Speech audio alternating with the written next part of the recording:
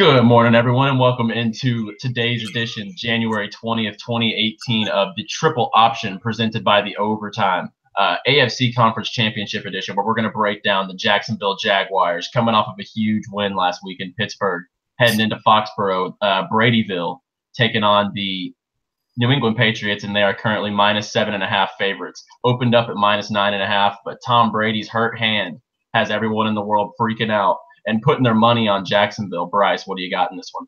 So you said it best. We're worried about the GOAT's hooves. Is that man going to be okay for Sunday? And I got to say, I'm not 100% sure. It is reported that he had stitches on his hands. He did show up to a press conference with 2 gloves on, but the Patriots always play injuries super close to the vest. And at the end of the day, if they haven't listed him as probable, or if they haven't listed him as questionable, which they haven't, I don't see it as being a huge problem. Yeah, I don't see it as being a huge problem either. They're usually very, like you said, close to the vest. They don't want to put their players on the injury report and let other people know that guy might be banged up. They were kind of reluctant to even put guys like Danny Amendola or Chris Hogan on injury reports, just so they were kind of confuse the other team. So why would you put your best player on the injury report in the AFC Championship? It just seems like a classic Patriots mind game, if you ask me. But we're gonna get past that. All the mainstream media is gonna cover that. Bryce, you got any angles on the game?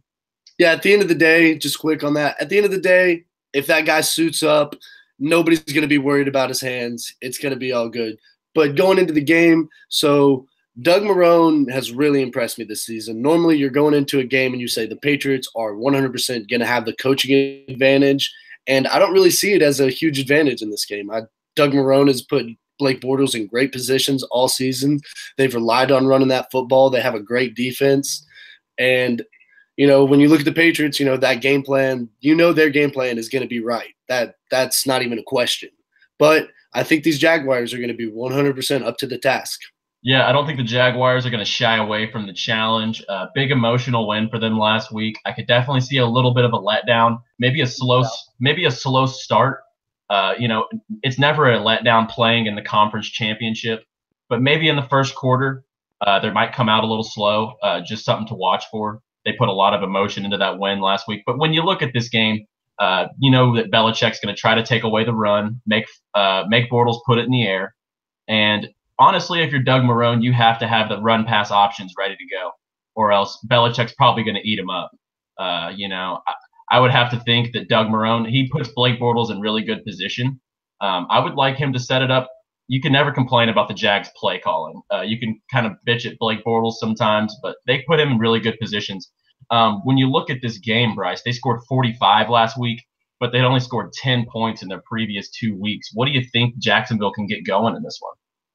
So you look at the way you beat the Patriots, and there's a formula.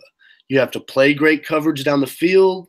You have to get good interior push from your linemen, and you have to pressure Brady. Because if you let him sit back and pick apart your zones, you're fucked. Now, the Jacksonville Jaguars are a perfect team to make that happen. They have some of the best defensive linemen in Calais Campbell. They have great cover corners and A.J. Bouye and Jalen Ramsey. So it's there. It's there for the taking. But I saw a Houston Texans team last season have a similar formula, have a similar game plan, and they still lost 34-16. So, yeah, playing the team of all time. A couple quick hit stats on the Patriots. They're 19-0 their last 19 games versus the AFC South. That is the Jacksonville Jaguars division. It is a step up in class for these guys when they step up and in with the New England Patriots. Always a step up. It's a different animal from when you're playing the Indianapolis Colts and the Texans and the Titans. Not to rag on them, but whenever they step into the Patriots realm, it's a little different. You have to admit that the Patriots are a lot better football team than any of those guys. Like, that's not something that's crazy. That's exactly. So they've taken 19 straight against that division. In the first 4 games this season, the New England defense was one of the worst in the NFL, giving up 43 points per game. Since then, the last 12 weeks, they are number one in the NFL, allowing 16 points per game in that time span. If you're looking at something in this game, the under really looks good to me. 46. Really, and Jacksonville busted their load last week, putting 45 up. Can Blake Bortles put 45 up again? Will Belichick allow Fournette to run for 3 touchdowns? I'm not sure. That's 100% correct. I think this is gonna. Everybody's looking at this game and they're saying, "Oh, the Patriots have this crazy good offense," which they do, and the Jaguars have an underrated offense, which they do. But at the end of the day, it's gonna be a cold day in Foxborough, and the Patriots can run that football with Rex Burkhead and Dion Lewis, and the Jags are going to want to run that football with Leonard Fournette and TJ Yeldon. It's going to be a dirty, dirty, nasty game. I think it's going to be a badass one to watch. It's going to be a true football grind. I believe that as well. Both head coaches are going to have, as we've said, that game plan is going to be right. Like they're going to be ready. I mean, at the end of the day, this is not an easy win for the New England Patriots. I know I think you said it, they're 19-0 against the Jags and their divisional opponents, but this isn't the same Jaguars teams that they have been playing. They don't got David Garrard out there. They got some players. No doubt. Do you have any gambling leans for this game? I know you do. Yes, I do. The New England Patriots are 6-0 against the spread their last 6 home games at Gillette Stadium. They're also 7-0 straight up their last 7 postseason games, covering 6 of those against the spread. But if you're looking at this one, they have in their last 7 years, they've been to the AFC Championship every year. 6 of those 7 games have gone under the total. So if you're looking at this one, I think under is the way to go. If you can find a 46 out there, I'd try to get that. Possibly tease it up to 52, a 6-point teaser, and get the Patriots from 7-1. I like that. You're asking the Patriots to win the game, and you're asking for a 24-17 affair.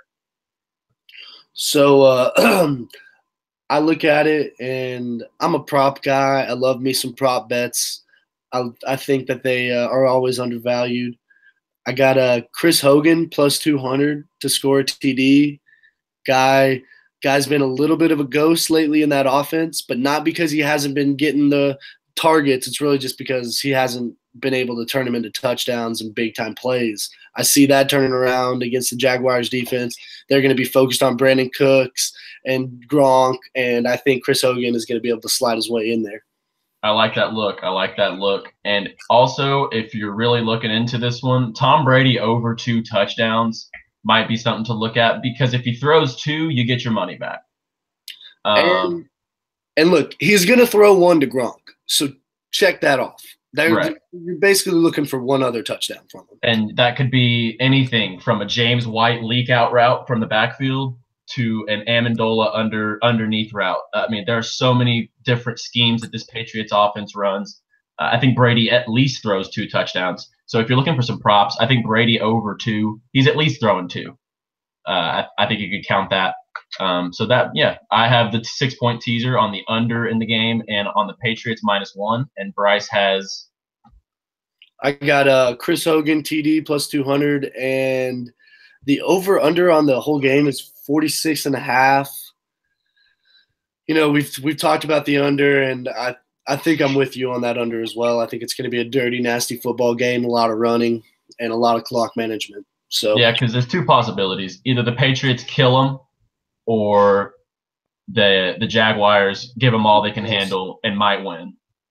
So what is your official pick on this game? And you can give us a score if you want. My official pick on this game, I'm going to go 27-17. New England Patriots take it home. The game goes under the total. And I think at the end of the day, I think the Patriots cover the spread. I'm on the teaser, though, like I said. So I've got the Patriots 24, the Jaguars 23.